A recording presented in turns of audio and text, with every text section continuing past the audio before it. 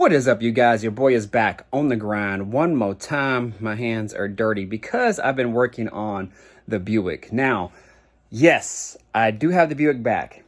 It is painted, and that's going to be a different story another day, just because I filmed a couple videos in regards to me getting the car back and the paint job overall. It's actually not bad, you guys. The paint job is actually probably better than I would have anticipated. You know, it's definitely Mako. They still are living up to their name, their standards. However, they did a pretty good job on the paint, and it is what I wanted, and I knew what to expect with it. However, there were some issues like the trunk lid. They didn't take off the spoiler. They told me they would. They were just being lazy. He was like, "Oh, we didn't want to take it off just because we couldn't get it off, and that spoiler doesn't belong on the car, and it was not ever to be put on the car." And I'm like, "You guys don't know anything about cars, because it's a GS spoiler. It does go with this car, and obviously you don't know what you're talking about." But anyways, when I got home, I took the spoiler off in literally 5 minutes. 5 minutes, 4 bolts. One was a little bit challenging to get to, but nothing, an extension and a little wobbly and a socket wouldn't get out. So I don't know what they're talking about. But anyways, they have to repaint it because they tried to paint underneath and then get around the spoiler and whatnot. And it just came out horrible just in that section. So they're going to I'm going to take it back in and have them repaint the trunk lid for me. There's some other scratches and things like that on it. I don't think obviously they didn't prep the car, just because that's not what they do. It's pretty much a scuff and paint. But what I think I'm going to do is I think I'm going to kind of prep it myself and then kind of work on some body work skills. I've never really dabbled in body work, and I actually scratched it myself when I took off the spoiler. I actually left the spoiler installed, but the bolts were off, or the nuts were off.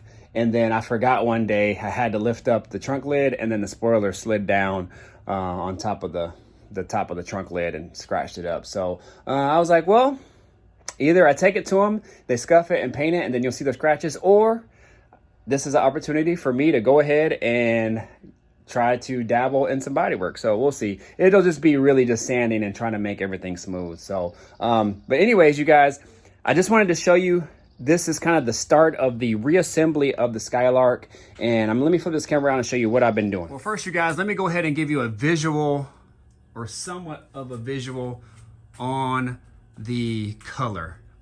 This is the hood right here, and as you can see, you guys, it's actually a nice color. Now, it's probably I would still probably say a 10-footer, just because, like I said, they don't really do any body work. They did do some body work for me, and they did a pretty good job, actually. They welded up some holes for me, some trim that I had took off. They actually took it off for me, welded in some holes and things like that, and did a really good job. But it's mainly on the doors and the front fender and a part of the quarter panel. But they did a really, really good job on that. But there's some slight imperfections. Like one time, this car had some water damage, and I had it under a tarp at my mom's house. Water got trapped in between the tarp and the paint, and then it started to bubble. So you can see still a little bit of that, but that's kind of like when you get really, really, really close with it. And I knew that they wouldn't do anything with that, but I mean, from here, and you know, I have this LED shining right on the hood. So you're probably gonna see some of the imperfections even more with the LED on top of the hood like that. But that color is really, really, really nice. Now we will talk about the color.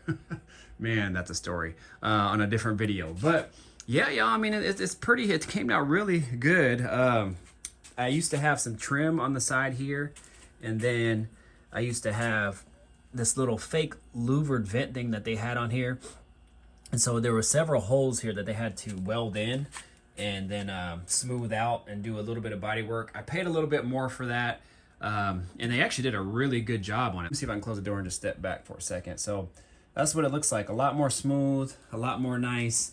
One of these days, I'll get it out in the sun so you guys can see what it looks like. But with all that being said, the color's different, so that means I have to paint all this now.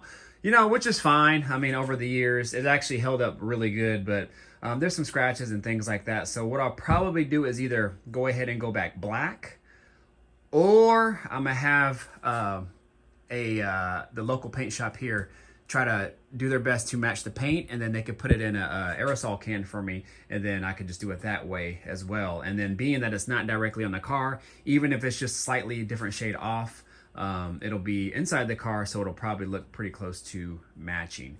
So the blue that it's supposed to be is that, but like I said, that whole story is pretty interesting, so we'll talk a little bit about that more later. And then again, I got some other pieces painted and all that. And then this is the damage that I did to the trunk lid. Now, as you can see, this is why I wanted them to take it off. So this would be painted, but you know, I was gonna do it myself, but the spoiler is so long, and I didn't know where to put it in the car. I didn't know where it would fit, and then after them painting it, I didn't know where they would put it and then have it be safe without it getting scratched. So the guy at the paint shop said, "Oh, don't worry, we'll take it off for you and whatnot, no problem." And sure enough, they didn't do it. They're just being lazy. But when I put it down, you can see right there, see how it's a different shade than this, and it's really rough. That is why I need to take it back. But then there's a scratch right there, and then on the other side too.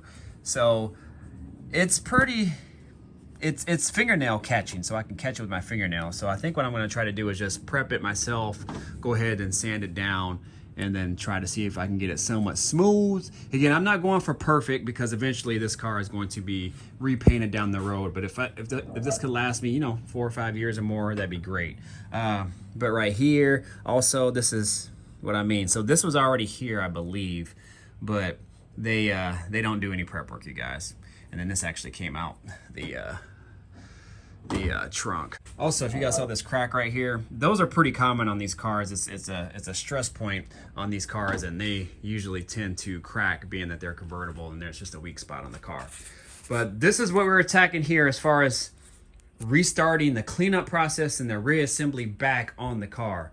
I've been using the wire wheel, little scraper, a couple little screwdrivers to kind of get in hard places, and then the scissors were just there because I was doing something else with them. So this is the clean side, and then that is the undone side. So only thing I have to do here now is just wipe everything down with probably some purple power. I'll simple green it. Then I will probably use some mineral spirits to get it nice and clean. And then I will pour 15 this as like a rust encapsulator to stop all the surface rust from proceeding any further. And then the back here, in my previous videos, you guys saw that the water that was settling down here over the years, and it ended up eating through this part of the floor. So what I'm going to do is just try to reinforce this just a little bit myself, kind of clean it up, and then sometime down the road, I will go ahead and get it all cut out and then done correctly. But for now, I'll try the best to save what I can, reinforce what I can, and then revisit it at a different date. It's a little bit nicer on that side. So, but all in all, I mean, it looks pretty good. Like I said, the passenger side here is the clean side. The other side is the undone side. All in all, it was a fairly easy job. Probably took me about 1 hour and 15 just to kind of clean up this side using my wire wheel. I would say the toughest part, the tedious part, was scraping all that tarish mat that they used to use back in the day off, because it left a lot of this nasty stickiness behind it. And then the part of the jute, that the padding that's under the carpet, was also left because they used to put some type of adhesive down to stick it to the floor. Well, then you have that left over. That's what all that glue looking brown stuff is. And so some of it was a little bit of a challenge with the wire wheel, but it ended up working out pretty good. So I'm not worried about perfection. Again, there's not any major rust right here. So as long as I can get most of it off, I'm fine. And then I will go ahead and pour 15 it and then call it good. But before I do all that, I have to re-seam seal some of these sheet metal edges here, where the two ends meet, and then along the edge here, and then a couple spots here, and then on this side as well. So I'll do that first, then pour 15 in, and then just kind of go from there. We'll start with one coat of pour 15, kind of see what it looks like, and then if it needs another coat, then I'll do it. But the bottle for that, I think a quart was like 45 or 50 bucks. So I kind of want to spread it out as much as I can without using it all. But I think I should be able to get through the floor, hopefully. So we'll see. If not, I also have some in a spray can as well. It's called top coat. So it's supposed to go on top of the initial layer. So we'll kind of just see how that goes. But anyways, you guys, that's kind of what it's looking like now. This is kind of just the initial process of getting this car back together. I am going to make a list on my whiteboard up there of all the things that I have to do. There's definitely a number of things that I have to do to get this car back to being done, like the floor. I got new carpet to put in, obviously the dash, all the wiring I had to clean up. There was just some wires that I actually found that have been in here that were cut up there, and then they were going to nothing back here. So there was just literally just wires just sitting in there unused for no reason. And so I just found those, whipped those out, and just little things like that, you guys. The seats, all the upholstery I have to clean up. I got this cleaning solution from recommended by the Griffin brothers. They told me to use this, especially on white stuff. It looks really good. And again, just things like that to kind of get this where it needs to be. So it really shouldn't be hard. It's just time consuming is what it is. All the trim pieces that I have, there's some down on the floor. There's my grill over there in the corner. I got trim pieces up here, all the way up there, just kind of hanging so they're out the way. The wheel well trim molding. All that stuff I'm actually going to try to attempt to polish myself using some 000 steel wool, and just try to shine them up initially with that. Then I'll use some polish on them and see if I can get them just any better than what they are right now. Again, I'm not going for perfection, just really just trying to clean some things up while I have it off. So I might as well just do it while everything is off. It's the easiest time to do some of this stuff. And again, I wasn't going to paint the dash because I thought that the original color was going to be what it was. Again, that'll be a story for you guys to tune in for once I get to that portion. But all in all, you guys, I think it's going really well. And shoot, now this is the part where we bring the car back to glory. And man, it's going to be a phenomenal thing, you guys. Guys, that's pretty much it. As you know, I got to get back to work, so I'm always trying to get some things done in between clients, and now I got to go train here. I got 11 clients coming in to train, so got to get them right. Got to change some lives, got to change some lives. So other than that, you guys just tune in. Again, we're trying to get this car back on the road. There's also some suspension things that we're going to do with the car as well.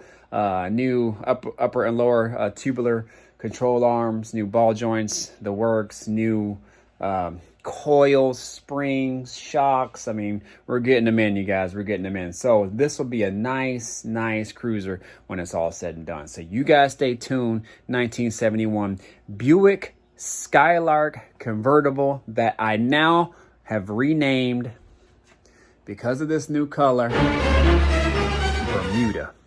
Like the Bermuda Triangle, Bermuda. So I called it a Desperate Housewife before, which is still a cool name, but Bermuda, I thought it went with the color. And also, shoot, we'll just stick with it, you guys. But anyways, if you're new to the channel, definitely think about subscribing. Definitely hit that notification bell. Do all that good stuff, y'all. Stick with me. We got it. I'm out of here. Deuces. Peace out.